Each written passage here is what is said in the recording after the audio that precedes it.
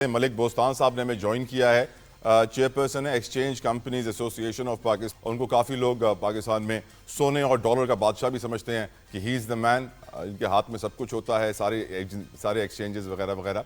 मलिक साहब अस्सलाम वालेकुम, बहुत शुक्रिया सर आपके वक्त के लिए। ईद के बाद मिल रहे हैं, आपको ईद मुबारक कहना चाहूँगा बिलेटेड। मलिक साहब बजट आ गया है, आपको ये बजट कुछ वैसा ही लग रहा है जैसे पिछले साल था?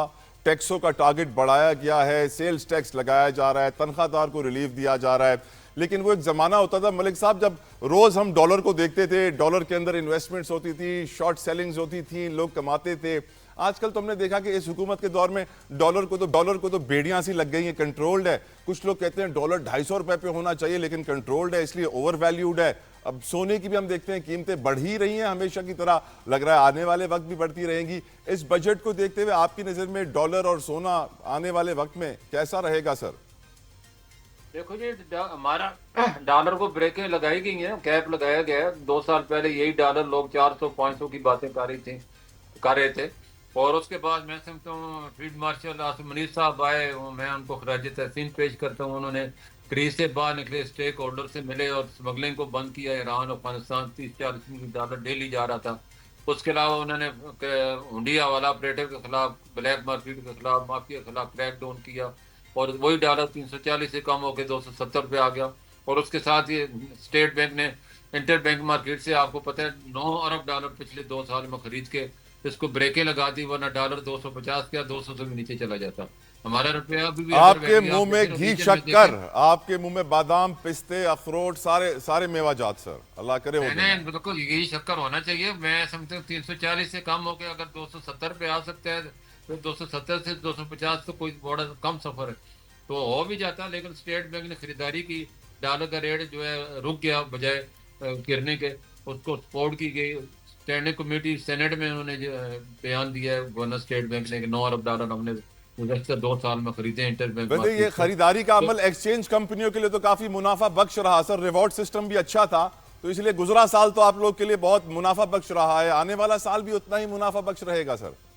देखो, ये बड़ा कंसेप्ट बड़ा गलत है। ओके। एक्सचेंज कंपनी डॉलर जब रेट बढ़ते हैं तो नुकसान होता है, क्योंकि हम फॉरवर्ड डील कर रहे होते हैं।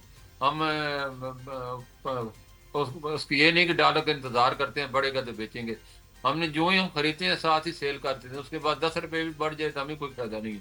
तो इसलिए ये तो पहले क्लियर कर लें। एक्सचेंज कंपनी मुल्क को देखो 6 अरब डॉलर पिछले साल दिए हैं। और मैं समझता हूँ, मैं आवाम को, खुसूसन ओवरसीज पाकिस्तानियों जिनकी मरौने मेहनत है, आज रुपया मजबूत पाकिस्तान की अलामत है। और ओवरसीज पाकिस्तानी जो 1.5 करोड़ पाकिस्तानी बाहर काम कर रहे हैं, वो 8 अरब डॉलर माना तनख्वाह ले रहे हैं, 3 से 4 अरब पाकिस्तान भेज रहे हैं। 3-4 अरब डॉलर को हमने टारगेट करना है, जो कि वो दुबई में, मिडिल ईस्ट में और यूरोप में इन्वेस्टमेंट कर रहे हैं। हुकूमत को चाहिए कि उनको एतमाद में ले और IMF की बजाय, वर्ल्ड बैंक की मिनतें की बजाय इनकी मिनतें हम कर लें, ज्यादा बेहतर है। आप और आप हमारे आप रुपये आप देखो ना। बात कर रहे हैं जो फील्ड मार्शल साहब ने हमारे ब्रेन गेन की बात की थी कि ये ब्रेन ड्रेन नहीं है, ब्रेन गेन है, और आज बिल्कुल हमारे बिल्कुल। वजीर खजाना साहब फिर ब्रेन ड्रेन का जिक्र कर रहे थे और कह रहे थे कि एक मुख्तस हमने रकम की है और एक निज़ाम जामे बनाया जाएगा ब्रेन ड्रेन को रोकने के लिए। तो कुछ है तो सही ब्रेन ड्रेन का प्रॉब्लम इस वक्त भी शायद, नहीं इसलिए नहीं, वो जिक्र ब्रेन कर रहे हैं। गेन भी होगा और ब्रेन ड्रेन को खत्म करने के लिए बिल्कुल ये इकदाम जरूरी हो गए हैं। और पाकि इस वक्त जो पाकिस्तान बिटकॉइन, आपको पता है, क्रिप्टो कौंसिल भी बना दिया, उसकी तरफ जा रहा है। तो हमारे जितने भी एक्सपर्ट हैं, 10-10 हज़ार डॉलर में उनको बाहर, उनकी डिमांड है बहुत ज़्यादा, सिक्योरिटी एक्सपर्ट की, IT के एक्सपर्ट की और क्रिप्टो के एक्सपर्ट की। तो हमें उनको रोकना है। और हमारे इंजीनियर हैं, हमारे डॉक्टर हैं, हमारी जितनी भी क्रीम है वो बाहर जा रही है, उसको हमने रोकना है। लेकिन वो साथ साथ पाकिस्तान को फायदा भी पहुंचा रहे हैं। बाहर से कुछ सीख के आएंगे, बाहर से पैसा लेंगे, अपनी फैमिली को सपोर्ट करेंगे। पाकिस्तान इस वक्त मैं समझता हूँ पाकिस्तान को, जैसे कल हमारे फाइनेंस मिनिस्टर साहब ने कहा है कि पाकिस्तान का DNA चेंज करने की ज़रूरत है, बिल्कुल ज़रूरत है। करप्शन का DNA हमारे जो खून में शामिल हो चुका है। मैं समझते इस वक्त बेतमादी का ये आलम है कि आवाम को उस वक्त तक यकीन नहीं होता जब तक वो पैसे नहीं देगा उसका काम होगा। और जो करप्ट अफसर हैं वो काम करते नहीं है पैसे लिए बगैर। इन आराम खोरों को, सूदखोरों को लगाम डालने की ज़रूरत है। आमीन। पाकिस्तान तभी तरक्की करेगा जब, हमेशा तरक्की करेगी जब आप करप्शन का नासूर ख़त्म होगा। हलाल और आराम की तमीज़ आपको करनी होगी। ये आप जो इनडायरेक्ट टैक्स लेते हैं, ये सब हराम मनी को अवॉइड खुद करवा रहे हैं। मैं समझ डायरेक्ट टैक्स होना चाहिए। आप, ये कौन सी ना इंसाफ है भाई? جو $3 کما رہا ہے وہ بھی 18% دے رہا ہے, اور جو کروڑوں روپیہ کما رہا ہے وہ بھی 18% سیل ٹیکس آ رہا ہے. تو یہ ناانصافی آپ کو ختم کرنی ہے, اور آپ کو تب بھی آپ ترقی کریں گے جب آپ ڈائریکٹ ان لوگوں پہ ہاتھ ڈالیں گے جو پیسہ کما رہے ہیں لیکن دے کچھ نہیں رہے. تو ان کو گربانوں میں پکڑنے کی ضرورت ہے, ان کو نچوڑنے کی ضرورت ہے. عام خوبصورت آدمی بات کی آپ نے, دیکھو, بہت خوبصورت ورلڈ بات بینک کی نے ہے. دیکھو نا کہا ہے کہ آپ کو $3 روز کمانے والوں کی تعداد 4% سے 16% ہے. انتہائی غربت ہے, جو کہ ایک وقت کی روٹی کو محتاج ہے. 4 سے 5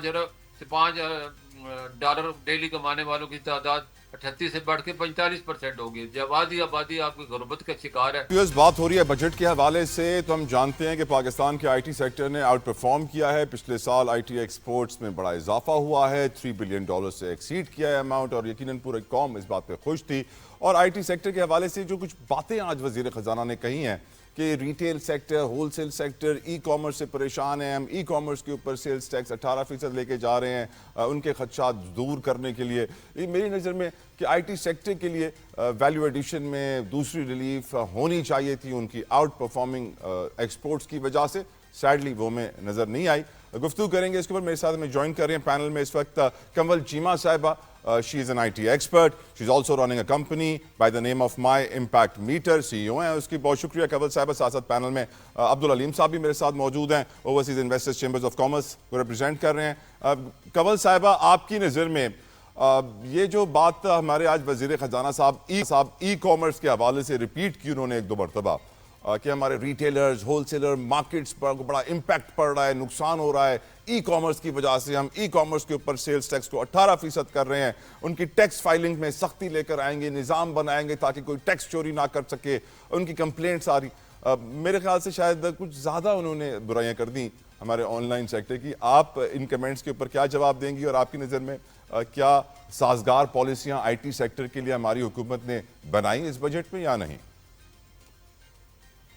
دیکھیں, دنیا ایک طرف چل رہی ہے اور اگر ہم وہ سوان کی طرح ہے نا, جو وہ آسٹرچ ہوتی ہے اپنا منہ چھپا لیتی ہے اور حقیقت سے جو ہے وہ ناشنا ہو جاتی ہے, اس سے حقیقت بدل تو نہیں جاتی. حقیقت یہ ہے کہ دنیا اس وقت انسٹنٹ گریٹیفیکیشن, فرکشن لیس ایکسپیرینسز کی طرف جا رہی ہے, جہاں پہ لوگ, ہیومینٹی اوور آل ایز کی طرف موو ہو رہی ہے. اور ایز جو ہے پوری دنیا میں, اب دیکھیں امیزون نے بہت ساری جگہوں پہ جا کے, بڑے بڑے ملکوں میں جا کے ریٹیلرز کو بالکل وائپ آؤٹ کر دیا ہے.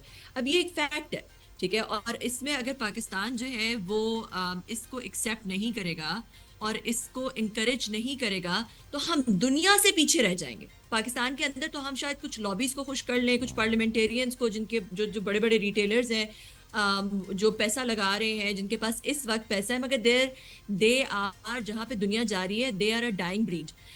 ان کو ہم خوش کرنے کے لیے اپنی اس گروتھ کو جو ہم دیکھ رہے ہیں, اب دیکھیں یہ جو آپ نے آئی ٹی سیکٹر کی گروتھ بتائی $3.1 billion, this is despite the fact کہ پچھلے سال انٹرنیٹ کی بہت سخت بندش تھی, پچھلے سال بہت سارے مسئلے تھے, پچھلے سال ریمیٹنسز نہ باہر بھیجنے کی وجہ سے اور بہت سارے اس طرح کے ایشوز کی وجہ سے بہت ساری آئی ٹی انکم جو ہے وہ باہر دبئی کے بینکس میں اور باہر ہی رک جاتی تھی. جو پاکستان آتی رہی ہے وہ صرف وہ انکم آتی رہی ہے جو کہ ضرورت تھی, یا کاسٹ سٹرکچر, بجلی کا بل دینے کے لیے, امپلائیز کی سیلریز دینے کے لیے, یہ وہ والی انکم آتی رہی ہے.